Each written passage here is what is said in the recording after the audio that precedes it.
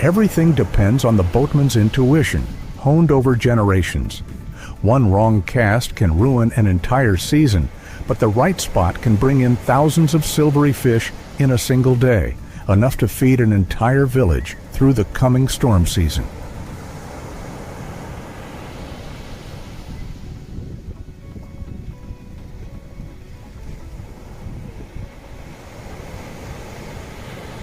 Under the scorching sun of the open sea, when the fish school's gathering point is determined, the real race begins.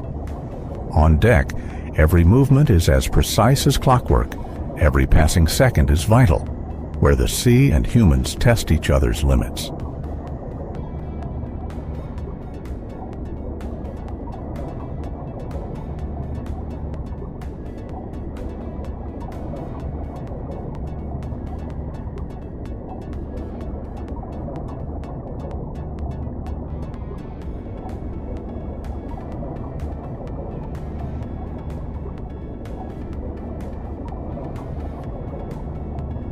The fishermen work like a perfect orchestra. Someone sets up the net, which is nearly 13.1 feet high. Someone adjusts the reel. Someone keeps the helm steady against wind and current. This is no ordinary fishing trip. This is a massive operation with a wind wall designed specifically for a fish that can break the surface at 37 miles per hour.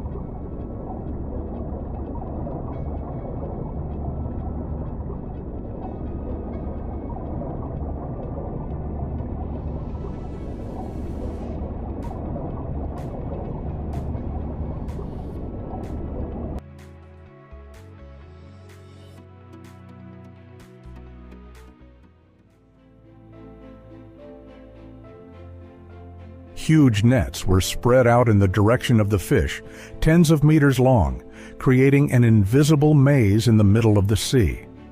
When the fish hit the nets, the sound was like the beating of a sea drum, signaling the moment of action. The whole team rolled up the nets so quickly that not a single fish could escape.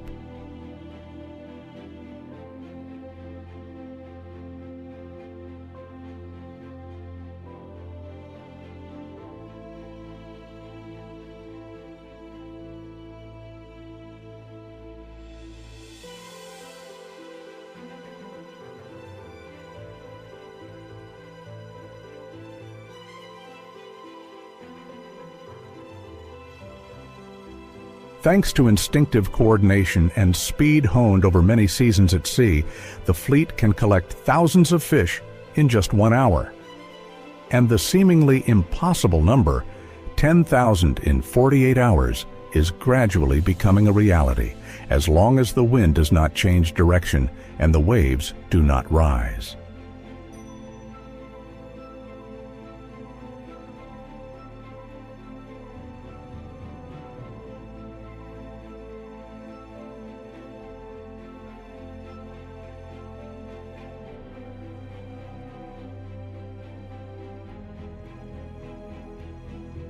But to catch this fast and cunning fish, human strength alone is not enough.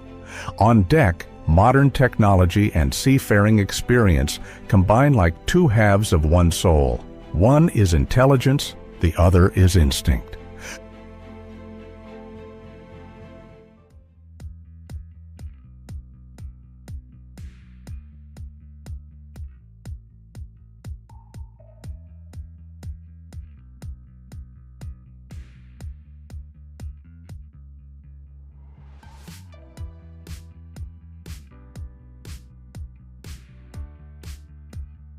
The surface radar continuously scans for tiny movements near the surface of the sea, signs of passing fish. At the same time, the jump net is deployed with a flexible dome frame that simulates the movement of waves, making the fish think it is a natural shelter and rush in without hesitation.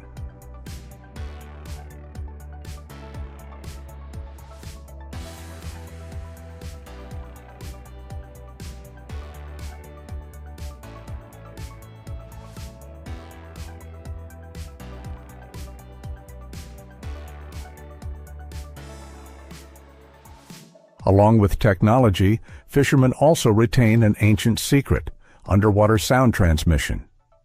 Each light tap with an iron hook echoes through the hull, spreading like a drumbeat in the ocean floor, a sound that simulates the way flying fish communicate during breeding season.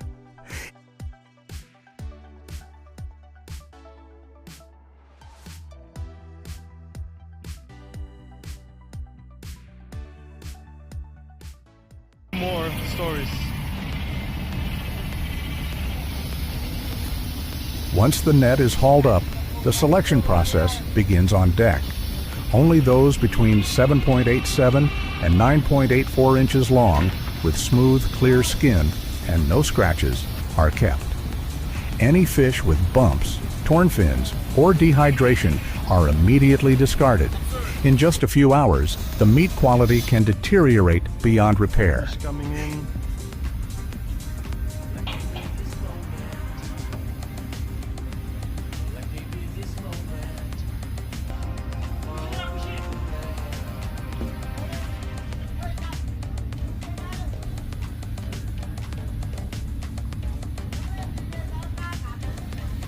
So this smoke or haze, it's actually from the fish because it's so super cool.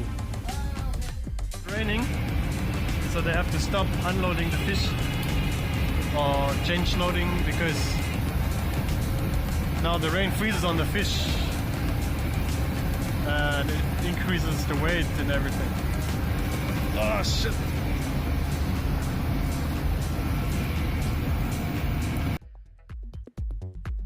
When a reefer container arrives at port, it's not the end of the line, it's the start of another race, more intense, more precise. Every second counts, not just time, but the difference between perfect freshness and thousands of dollars in lost revenue, between the reputation and the risk of the entire voyage.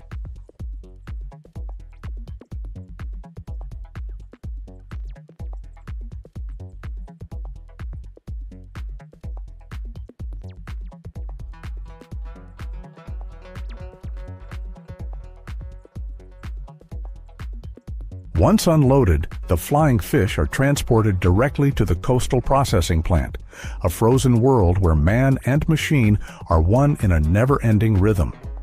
The air is so cold it smells of smoke, but it also glows with rhythm, like a laboratory racing against time.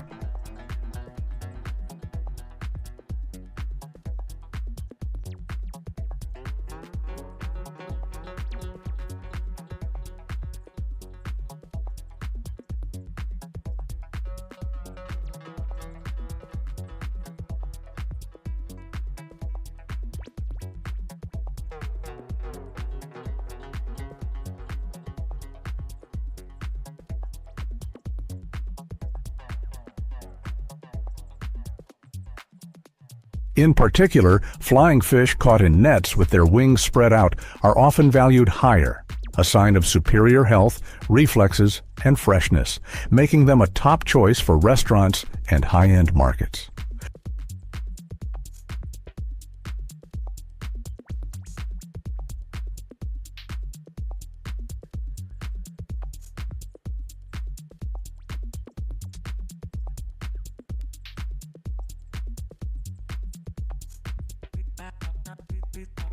Of a batch of 10,000 fish, only about 70 to 80% meet the standards. The rest are rejected or transferred to lower-level processing. This strictness is not only to please Japan or Taiwan, but is a measure of survival for the entire luxury seafood supply chain.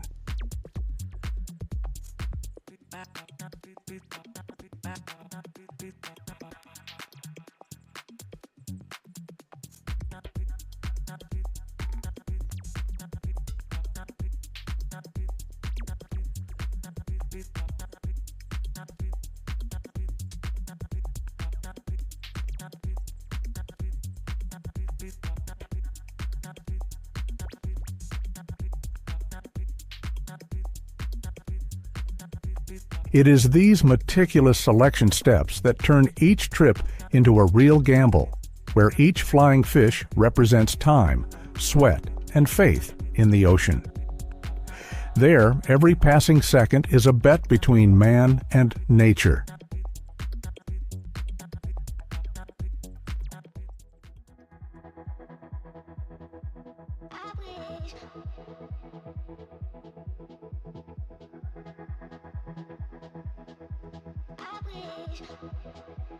The processing begins on a state-of-the-art production line, where every detail is monitored down to the last drop. The fish is washed in cold, circulating seawater, which removes impurities while retaining the original saltiness. The taste of the ocean still lingers in every fiber of the meat.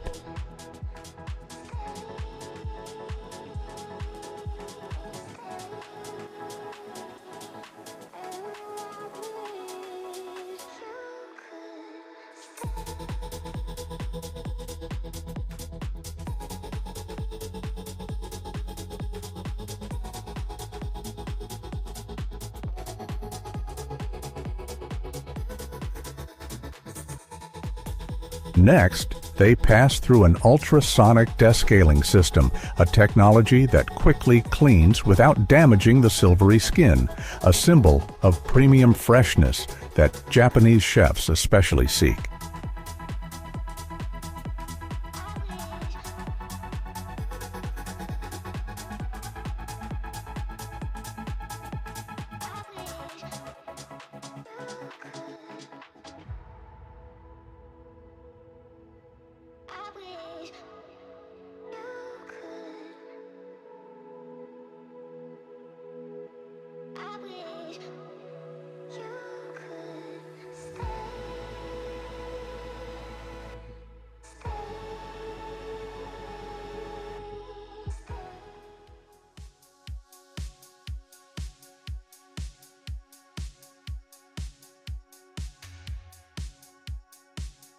After the pre-processing stage, the fish are put into an optical sensor sorting system, where each fish is measured to the millimeter.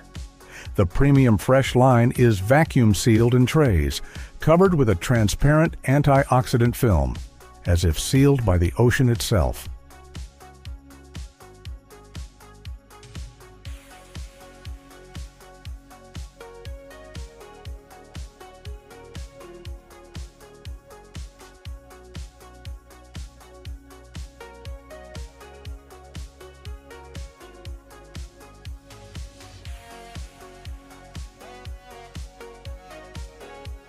The rest enter a minus 40 degrees Celsius freezer, where in just 4 minutes, the temperature freezes all movement, preserving their sweetness, firmness, and silvery color, as if time had stopped the moment they left the waves.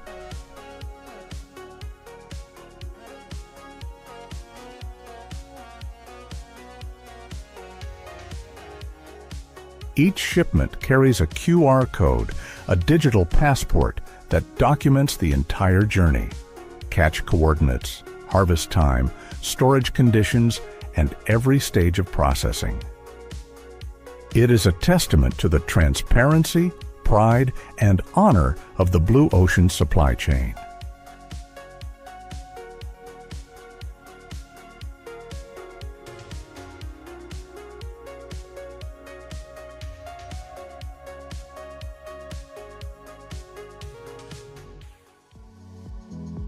Thanks to a seamless cold chain and strict inspection standards, flying fish from Vietnam's tropical waters can reach Tokyo, New York, or Paris, where they retain the sweetness, freshness, and soul of the ocean, as if they had just been scooped up from the waves this morning.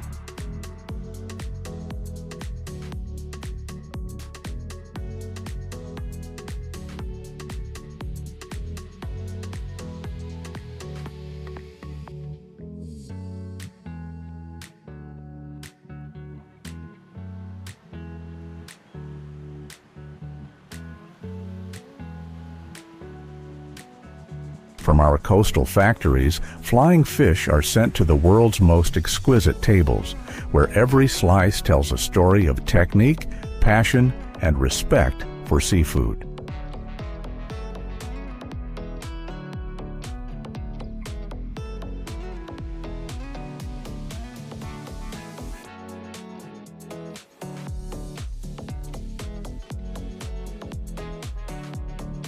In Japan, they are served as thin sashimi, served with aged soy sauce, recreating the ocean flavor in every bite. In Europe, flying fish appear in Mediterranean salads or pan-fried with a delicate lemon butter sauce. In the U.S., flying fish roe toast with avocado mousse can cost up to $45. Light, luxurious, and full of mystery. In addition, flying fish roe is used as a topping for mixed rice, cold noodles, or salads, bringing a crunchy, salty taste and bright color, touching both the taste and sight of diners worldwide.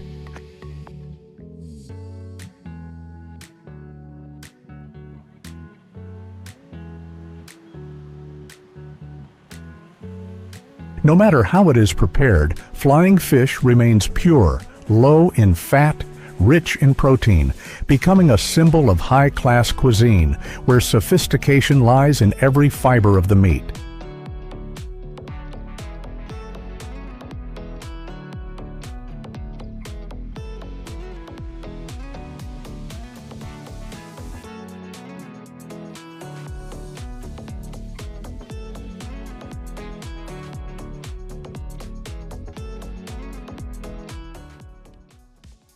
Each flying fish is more than just a product of the sea.